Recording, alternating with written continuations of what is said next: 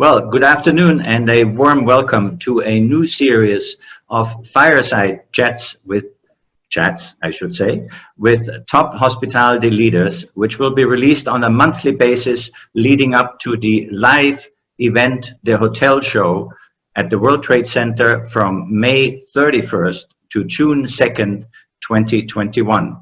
We all can't wait to be there again.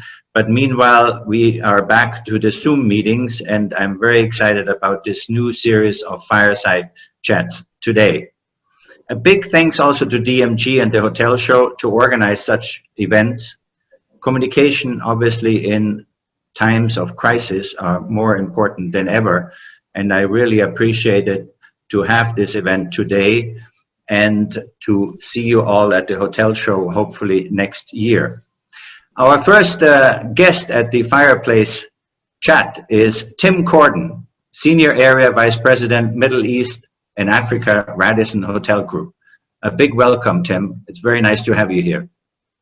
Thanks very much. It's good to be here. I appreciate you having me on. And not everybody might know you, so give our audience a little chance to run down your exciting CV from the kitchen, I understand, and at 15 years right up to today. Please. Yeah, I don't know if it's exciting. I guess it had, for me anyway, some exciting moments along the way. Yeah, when I was 15 years old, I walked across the road from the village, from my house in the village where I was growing up in Leicestershire in England, knocked on the back door of the pub and said, "Do you need anybody to help wash your pots?" And that was really where I started in hospitality, washing pots, and then eventually the chef at a different place by this point felt like I was qualified enough to start preparing food for customers, and gradually entered the hospitality profession through the kitchen. Alongside, I did a degree in mechanical engineering because I guess I was poorly advised as a career officer. But that was a good experience as well, actually. And then since then, I've been in hotels my entire career. Absolutely love it. The environment, the people, the teams primarily, and interacting with different guests throughout my career. And now, yes, I head up Radisson Hotel Group for the Middle East and Africa. I think that's very interesting to know, because not only did you start in what maybe some people think is a basic entry, a basic job, but Satya Anand, who was just announced as the president of Middle East and Africa and Europe, he started as a night auditor in the hotel business in 1988 in Vienna. So I think this is really nice to hear how one can progress in this exciting business. Thanks for sharing that. You're welcome. Yeah. Now let's learn a little bit. We'd like to learn a little bit more about you and your leadership style and your traits. I mean, 2021 is coming to an end very soon. Some say we're halfway through this pandemic crisis storm. Bad weather.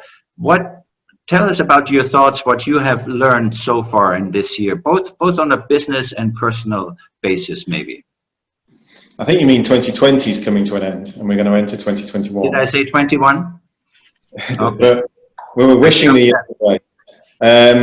Obviously, 2020 has been a really difficult year for our sector, for anybody who's running a business in travel, hospitality, leisure, even retail.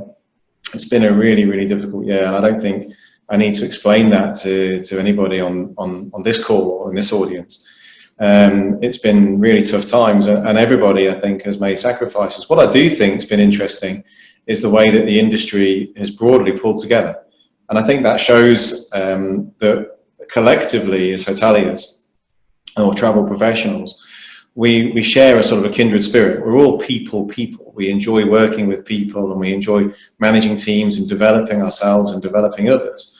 And that spirit, I think, has been a great asset to us, that we haven't forgotten our roots. We haven't forgotten how to treat people. We haven't forgotten who are the most important people in our business are. And of course, that's our guests and our team members. And we've continued to try and look after them, broadly speaking, as much as we possibly can. Through what's been an incredible headwind in the whole of 2020. And like with any crisis, of course, there are two things you can take out of it, which are slightly more positive. And one is that there's always opportunity within crisis. It changes the business dynamic that we have, and within that there's naturally opportunities created. And the other thing it does is it teaches us to do things in a different way. So from an opportunity point of view, I think there's many. The way that we've embraced technology, the way that we've worked in different ways, the way that we've found new ways to manage our businesses in a completely different environment, something that was entirely unprecedented.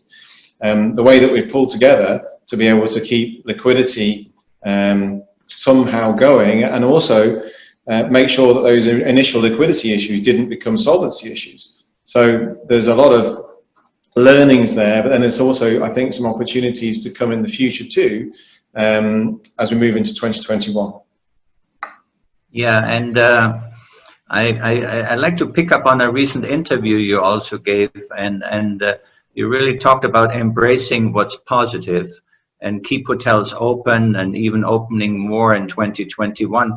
I would say that's very positive, and that's good, maybe even bullish. You can say, how do you translate this to your teams, obviously, who might have different circumstances, who have adverse issues to deal with?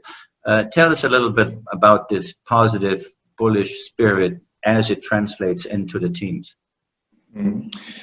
Well, I mean, communication is always important, but never more so than now. So, for example, I think I've spoken to more of the team more regularly across this vast area of Middle East and Africa this year than I ever have done. And personally, you know, in 2019, I took over, I think, around 125 flights in 2019. This year, around 20. So it's been an unbelievable shift for me personally, but also how we do business.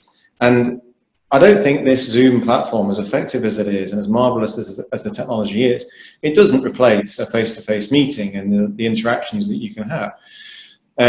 So we've done what we can with the tools that we have, and we've communicated more and more regularly than we've ever have done before because of this great technology, even though it does have its limitations. So I think that's been a key point in keeping everybody informed on what our plans are and what the plans are for the future as well. Now, to another point you just made, my comments about keeping hotels open, you know, we made that decision early on in this year, in March and April, when really the decision was, do we open or do we close?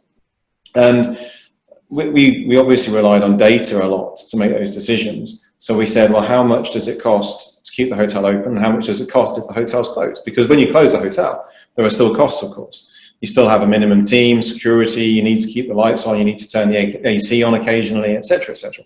And the delta between having a hotel closed and a hotel open with a very, very minimal staffing, the difference is very, very minimal. And we were entering this entirely uncharted territory. So the only thing that I knew for certain was that if we close a hotel, the revenue line will be zero. We don't know what other opportunities will exist in this COVID-19 scenario. We've never faced it before. Well, nobody knows what's going to exist. But you know, many people have used this quotation, but Winston Churchill is accredited with it.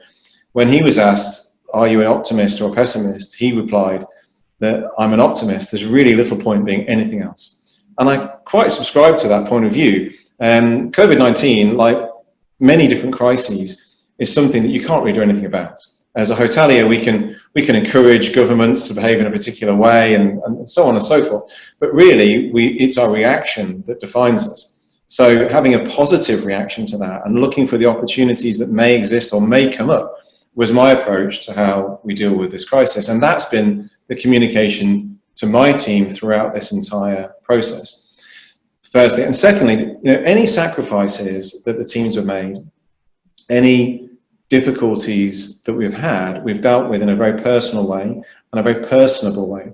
So I've taken the lead on that. So certainly any sacrifices that anyone's making is consistently applied across our entire organization, regardless of grade or specification or job role and so on and so on. And I think we've been quite fair and equitable in the decisions that we've taken. And broadly, the decisions we've taken have been around protecting our teams. The business, and particularly in the hotels, by far the greatest asset we have are our teams. a hotel is a wonderful building. It can be extremely grand, and people spend a lot of money on wonderful fittings and lights and knee-deep carpets and so on. But really, it's the people in the hotel that make the experience. And if you don't have that team to be able to deliver the experiences and create these incredible moments for our guests, then you really don't have a viable business in our world. So protecting those teams and asking everybody to collectively make a sacrifice for a period of time in order that we could collectively protect the whole was our modus operandi, if you like, for the beginning of the COVID period. Now, when we took that decision to keep hotels open, we didn't know what the business profile would be and what business would happen, but we have been pleasantly surprised by what we have discovered.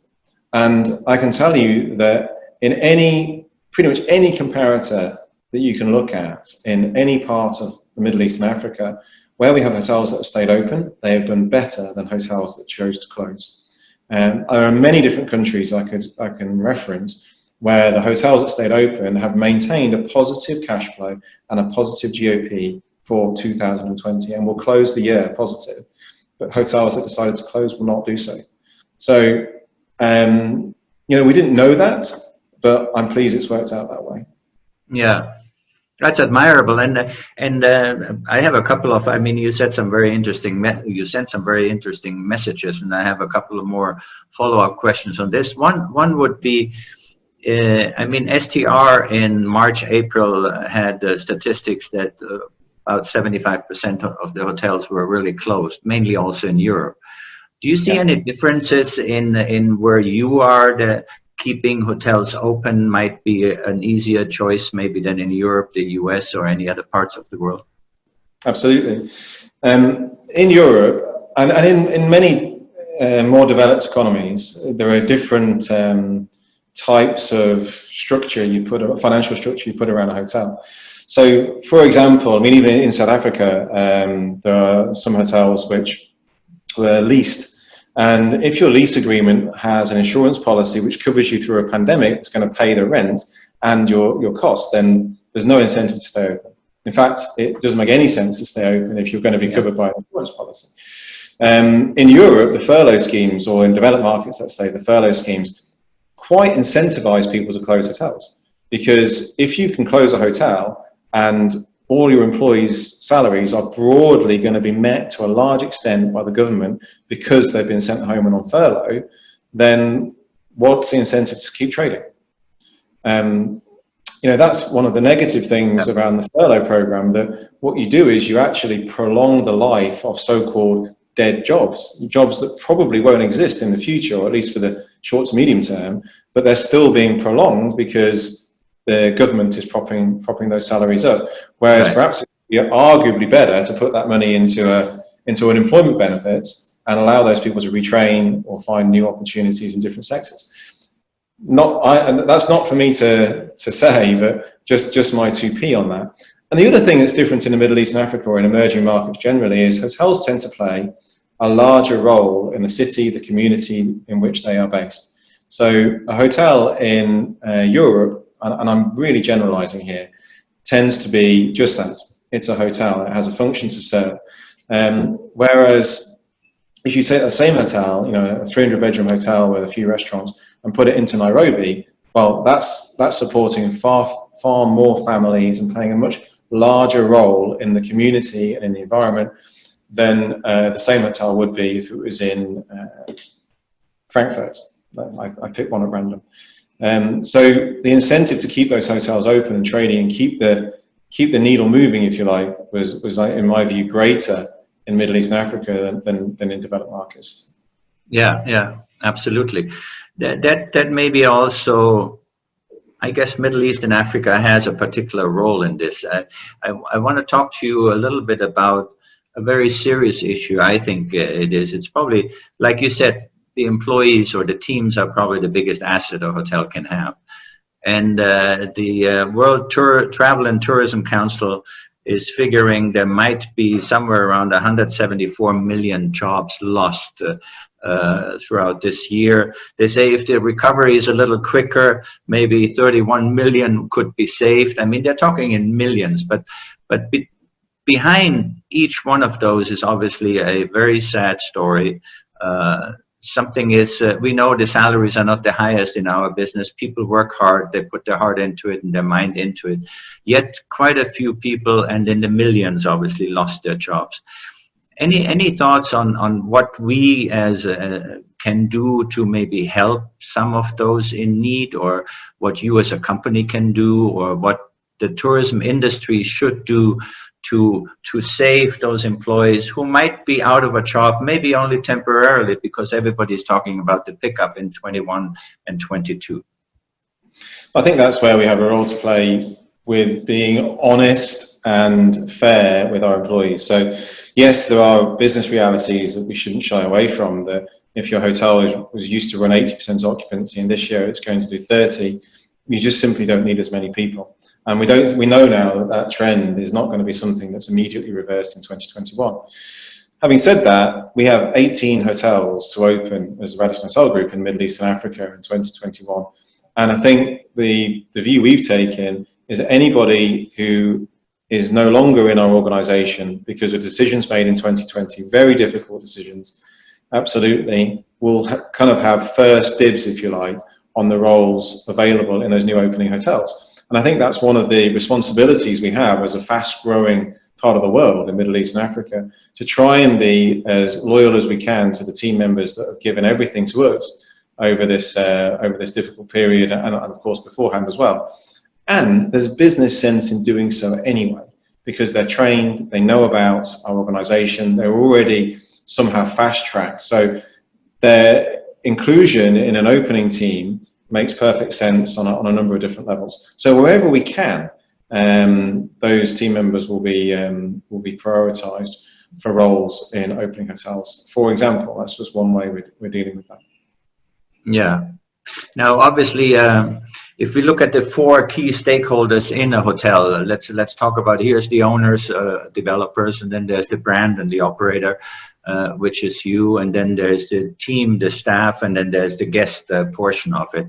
And in the past, we tried to balance that everybody you find a happy solution for all parties involved. Now, has this equation in your mind changed a little bit? Do you obviously have the owners who still either has pressure from the banks or lenders to have some cash flow? You have the brands who maybe have some policies which affect the staff or somebody. Has this balance between the four stakeholders changed in any way, or the importance, or tell us a little bit more about that?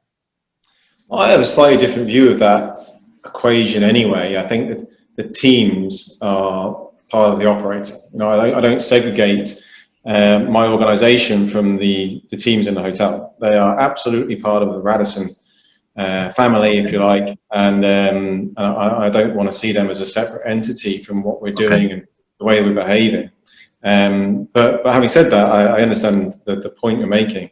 Has that balance shifted? I think there's been a responsibility on operators in a very, to use that word very accurately, to be flexible.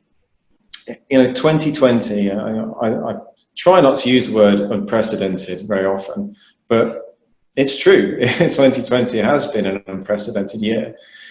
And in as much that that's the case, then I think operators have to be able to say, all right, well, look, I know we said we were going to change the televisions in your hotel this year because they're not quite brand compliant. Well, you know, maybe we're going to take a cut on that this year, and we're going to obviously be flexible on that point. And I think the other thing that is really important is that owners are individuals, and whether that's an individual in terms of it's an institutional investor, an organization, or many owners, of course, are entrepreneurial individuals, and they don't have endless bank accounts and bottomless pockets of cash. So there is a responsibility to them as well to come up with individual plans, individual cash flow plans, individual cash management plans, individual revenue plans, individual cost saving plans. So each hotel had a bespoke approach, which tried as much as it could to do three things: protect the team, protect the cash, ensure solvency. And that was really the priorities. And you'll note that nowhere in those priorities were things like maximize fees or get paid. It was about how do we support the businesses as much as we possibly can, and and using, for example, accrued FF&E funds to support the cash flow needs of a business in a year like 2020, knowing that we're going to have to recoup that at some point down the line, but better to do that now, today, than and still have a business to recoup it from in 2021 or 2023 or 2025, than not have a business at all. So that flexibility was, for me, quite critical. There are limits, of course.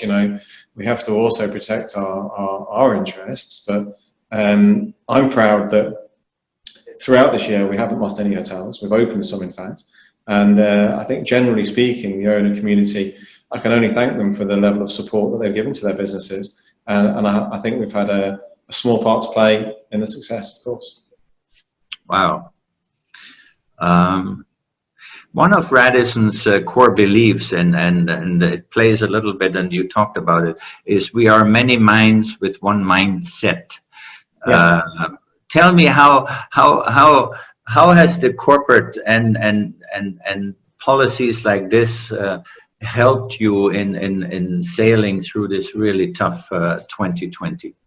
Oh, I wouldn't say we sailed through it. It's been a lot of hard work, some very stormy waters. But and it's not over yet. We did a general manager conference a couple of weeks ago, of course, using our own hybrid meeting solution, which is one of the new technological innovations we put into our business to try and be more relevant to consumers now. So you can have, we had actually 11 hybrid meeting rooms as far apart as Dubai, of course, but Kuwait, Bahrain, Cape Town, Nigeria, Oman. So all over we had these rooms with 8 or 10 general managers sitting in them, as well as, of course, a lot of people dialing in individually on a laptop like we're doing today. And on that GM conference, we did a couple of things. The first thing we did was recognize that it had been a really difficult year, and difficult on a number of different levels, because for all of us, and particularly for general managers, you are making difficult decisions and probably dealing with the most difficult business environment you've ever encountered in your career.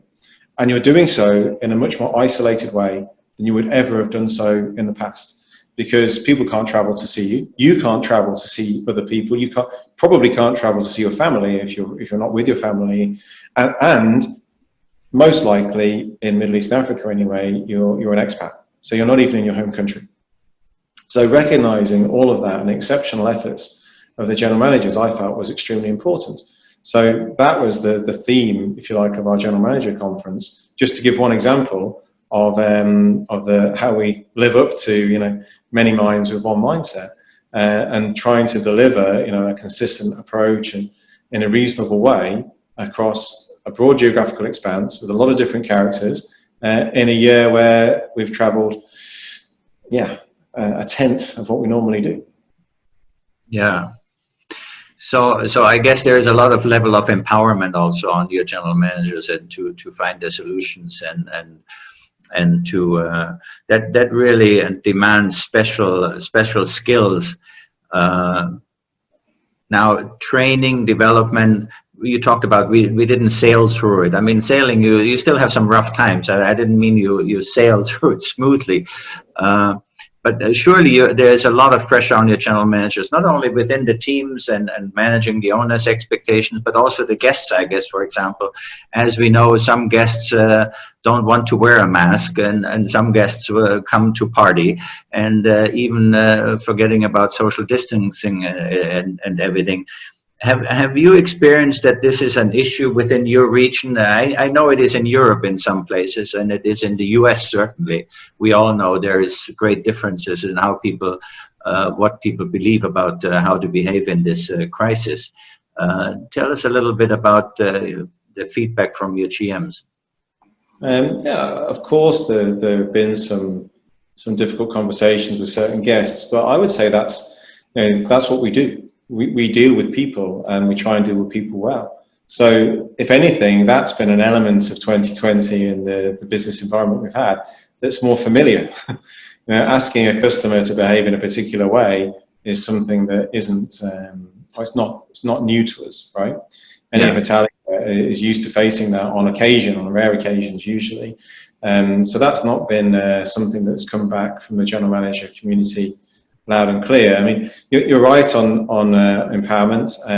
Of course, there's a lot of remote support, if you like, but it's not quite the same. But empowerment is something that I think is absolutely critical to the success of any business, actually, but certainly a people business like ours. Having the right people in the right role at the right time, and then I won't want to say get out of their way, but giving them the space to be able to run their business is important. I'm sure you'll recall from your days as a GM, and I certainly felt this way. The last thing you want is the guys from the regional office telling you, how to butter your bread and how many ice cubes should be in a gin and tonic. So it's down to you to create that environment that suits your business and your location.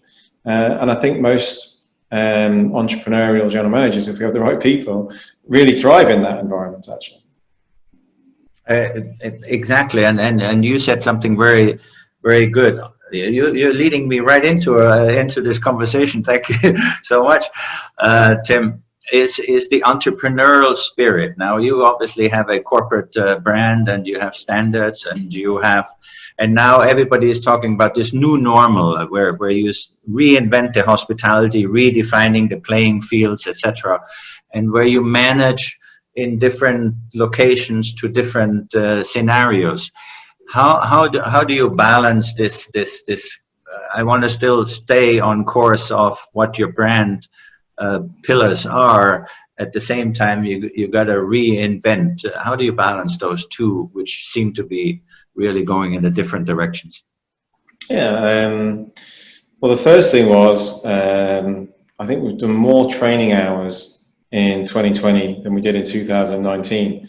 And I think that's been a result of the fact that we've moved all of our courses immediately online. So we redeveloped a lot of the courses and put them online, which for Middle East and Africa in particular was really good. And we also did that in a number of different languages. So we were able to communicate to the teams, these are the new standards. So we put some really clear protocols together for hotels to say, look, this is how we'd like you to operate, and this is how we'd like you to deliver it. And these 20 protocols should ensure the safety of your teams, the safety of your guests, but still give you the space anyway to provide a great experience for those guests as well. So there's a lot of training, a lot of information there for the hotels to be able to apply new standards in a consistent way, in a relatively straightforward communication. We've also, of course, adapted our standards. The standards of 2019 are brand standards, if you like, our brand guidelines and SOPs. All of them really just cannot be done in 2020. You can't have a heaving buffet and so on and so on. And it doesn't make sense anyway. So we've had to release a number of different brand updates throughout the year, which I think has kept us relevant, but also provided a consistent experience. And just to touch on this entrepreneurial spirit we're talking about, I mean, there are some amazing examples out there of general managers and teams in the hotels being incredibly entrepreneurial, and really, I'm so proud of what some of them have achieved. From handling extremely high risk, known infection guests that were Ministry of Health in certain countries asked us to host, and teams sending me selfies of the guys in these like hazmat suits. Look at what we're doing, and they're so proud of being able to do it. So there's been some really difficult moments, but there's also been some really high, great, uplifting moments in 2020 as well. And those uplifting moments have always been provided by the actions and the commitment of the teams in the hotels. Congratulations, Tim. This is. I'm glad you're sharing this, because I think this is success stories. We can't talk often enough about our team members' success stories and good news. Move a little on. Talk about. You mentioned it earlier about developments. You have new developments planned in 2021, and obviously you have also a high emphasis on your apartment type developments, something like doubling them, etc. Maybe tell us a little bit about 2021 and the new Radisson openings. Sure. Where to start, really? I mean, we remain committed to the deals that we signed in the past. whilst 2020 and COVID-19 is absolutely the top of everyone's mind at the moment, I think we've been around this business long enough to know that crises come and go. And whilst this one was unprecedented in its impact, it will eventually recede, and we'll be left with a different type of business to manage, but it will be a business to manage. I don't have any fears for the long-term viability of hospitality or hotels.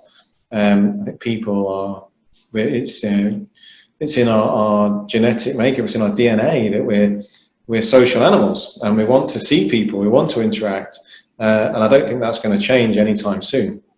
So in the longer term, I think there's not really too many concerns about the viability of our sector or industry. And with that in mind, when you open a hotel, you don't open it for 2021. And I say to owners regularly, if there's an expectation that you can kind of trade this hotel for a couple of years, and it's going to be, going to make money for you, and you can get out, and that's it, then that's unlikely. This is a commitment, and hotels usually are an investment for a decade or even longer, or a double decade. Right. So, and on that timeline, COVID-19 just becomes a memory. It's a blip along the road of an extended period of hotel development, hotel trading. So when people talk to me and they say, well, oh my goodness, you're opening hotels in 2020? Absolutely we are. Of course we are.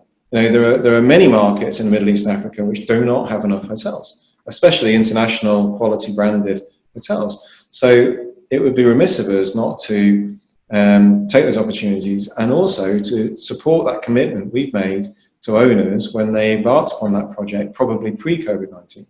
So to go to those owners now and say, well, because of a pandemic this year, which is likely to have an impact in 2021, we don't think we want to open your hotel anymore, would be completely disingenuous. And that's certainly not what we're about. What I'd rather do is adapt our business model and work as hard as we possibly can to make those hotels successful as quickly as possible in the ramp up post-COVID. And I think we have a good plan in place to do that. So yes, 5 this year, 18 in 2021. And let's see what else comes our way, because another thing that's definitely true is you don't know what's around the corner. And I think there may well be some other opportunities in the next 12 months that we don't know yet. Okay.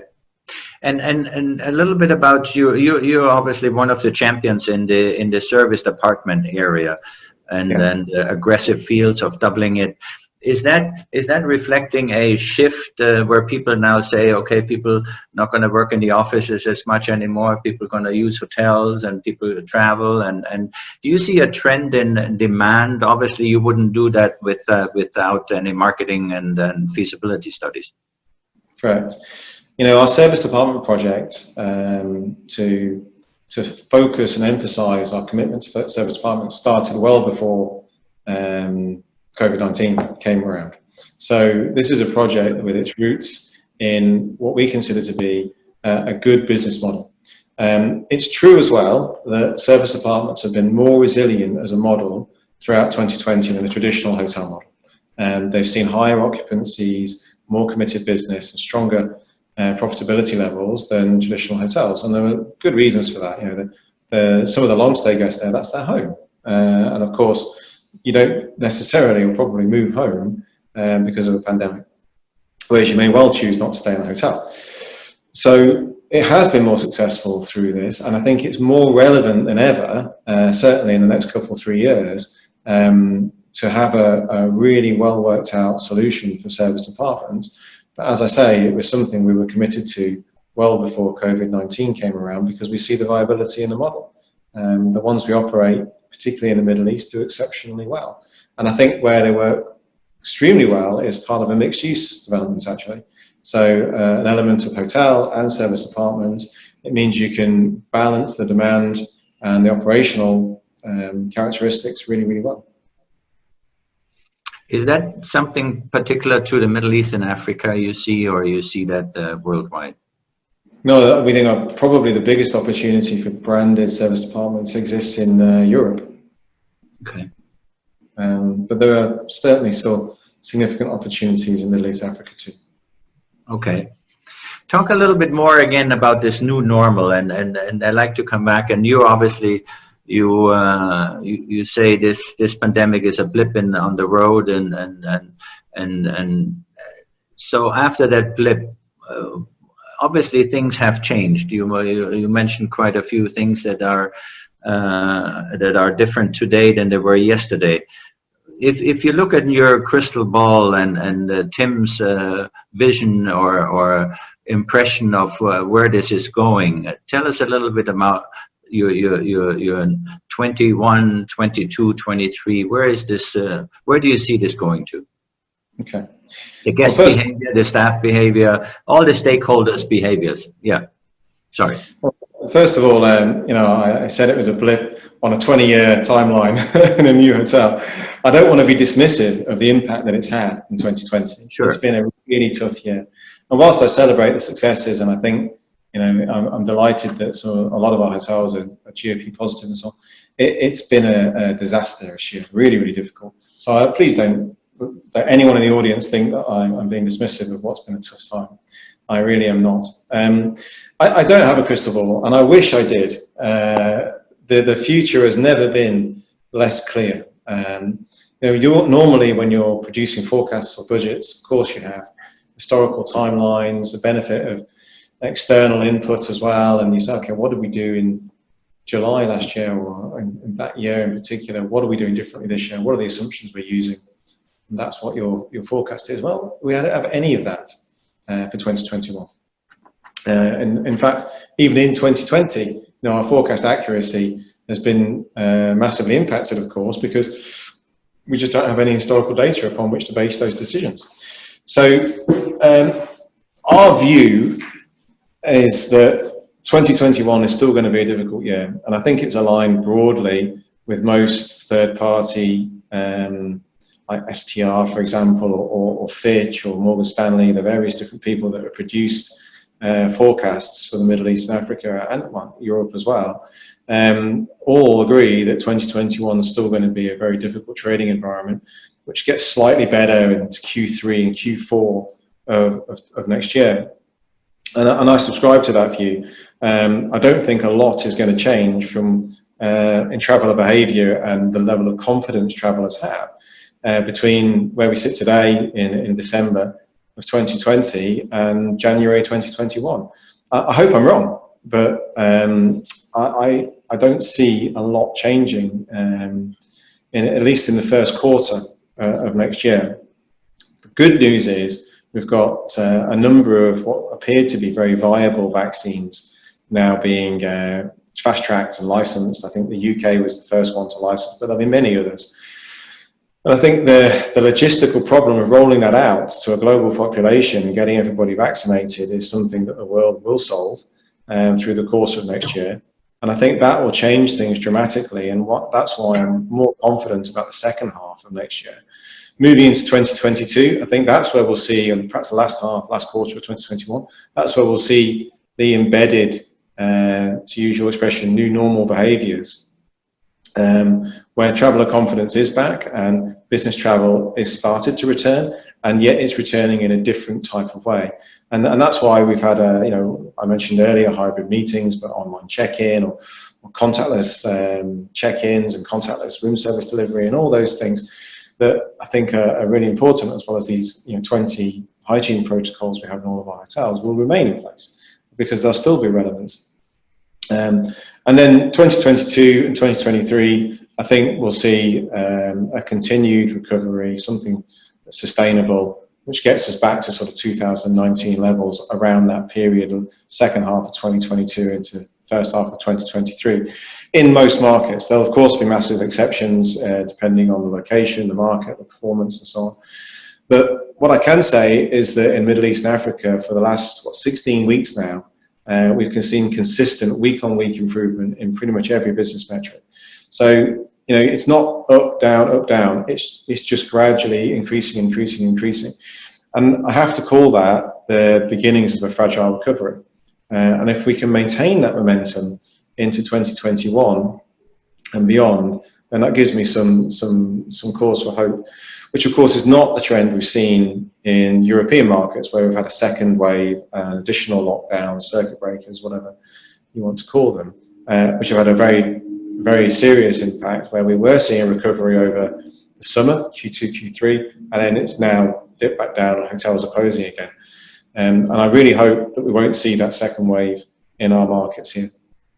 Yeah, absolutely. I recently saw a tourism report, especially coming out of Germany, and they're just looking for the safe areas where to spend vacations on, and they make recommendations, and you're obviously in one of those with Dubai and the UAE and the Middle East.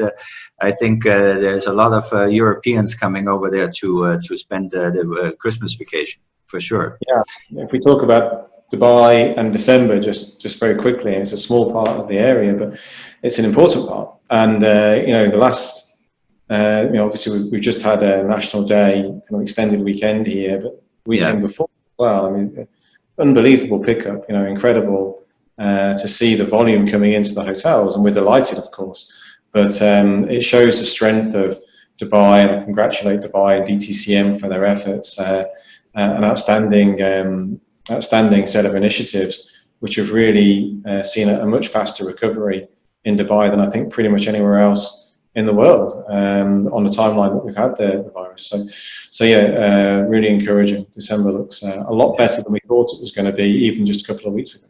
Yeah, very remarkable, and we should know and recognize Dubai has one of the largest room inventories, with over 100,000 in worldwide in the major cities, and to see those numbers, this is amazing, and everybody should be congratulated to this.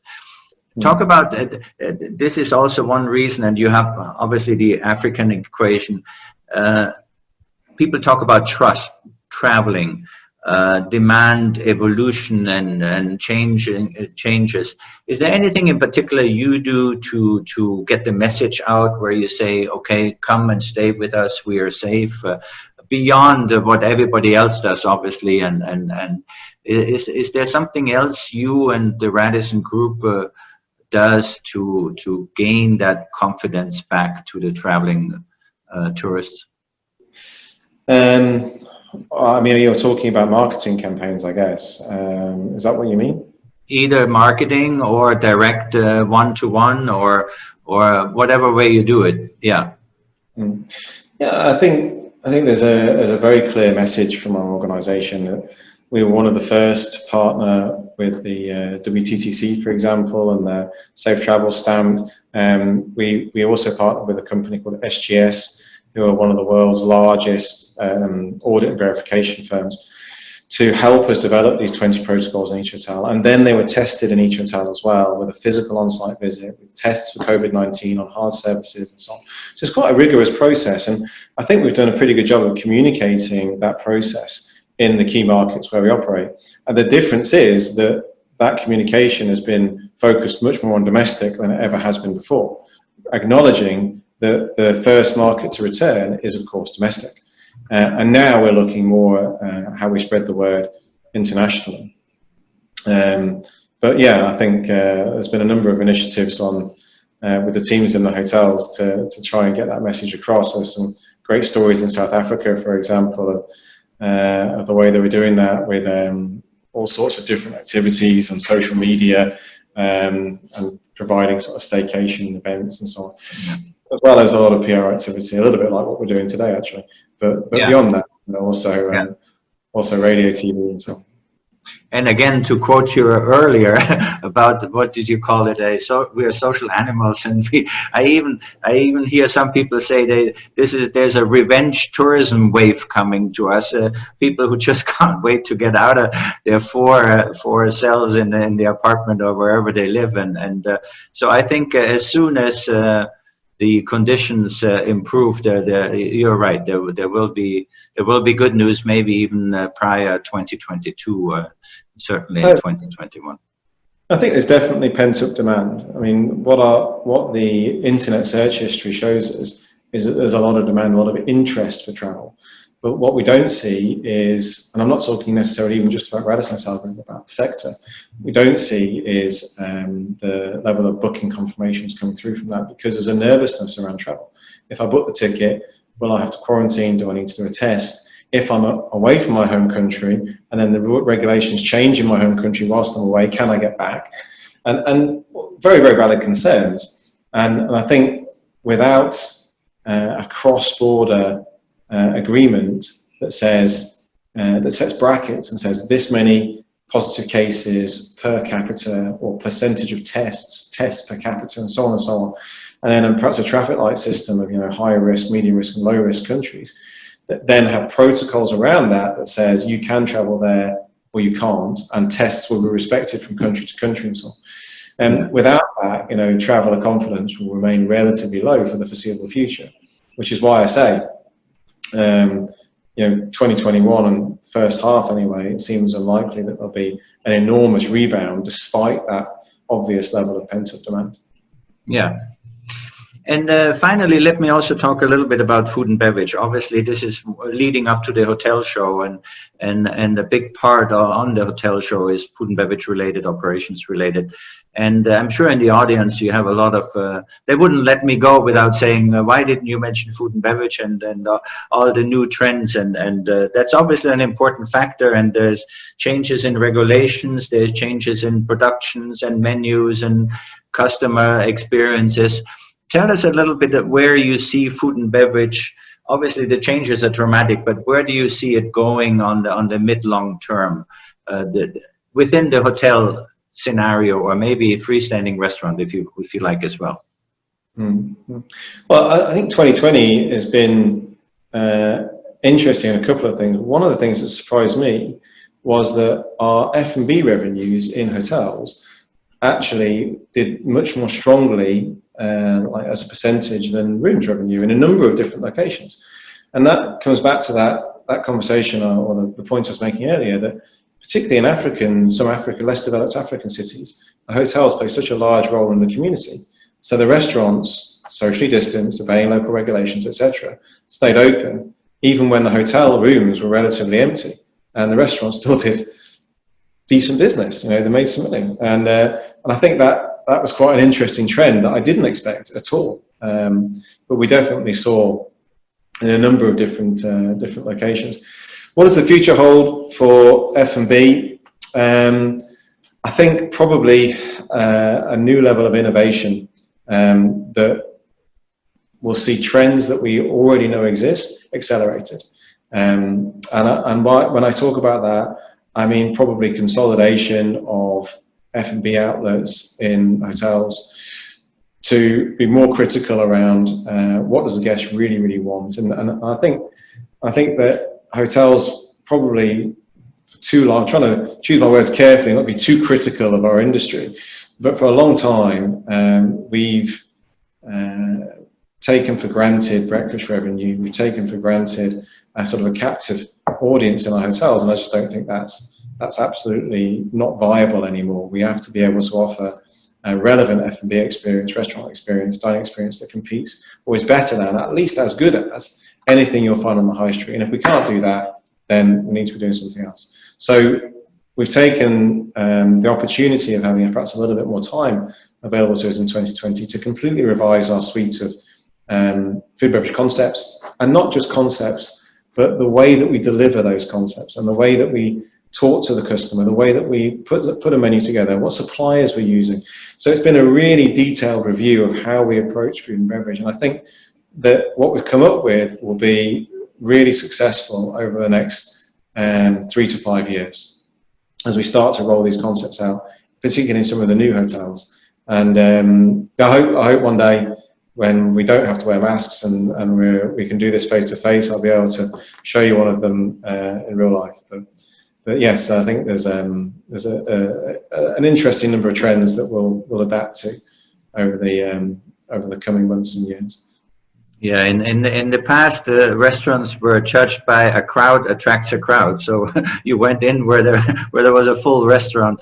You wouldn't go in with a half-empty restaurant. So those things have changed too, obviously. And yeah, for now anyway. For now, People won't change though. I think before we know it, it'll still be the case of putting the first diners into the tables in the window so that when people are walking past, we're going to be back there again very soon, I'm sure. I know. Tim, you mentioned one word on food and beverage in the beginning. You talked about innovation. Anything we can learn more about that innovation within the food and beverage scene arena?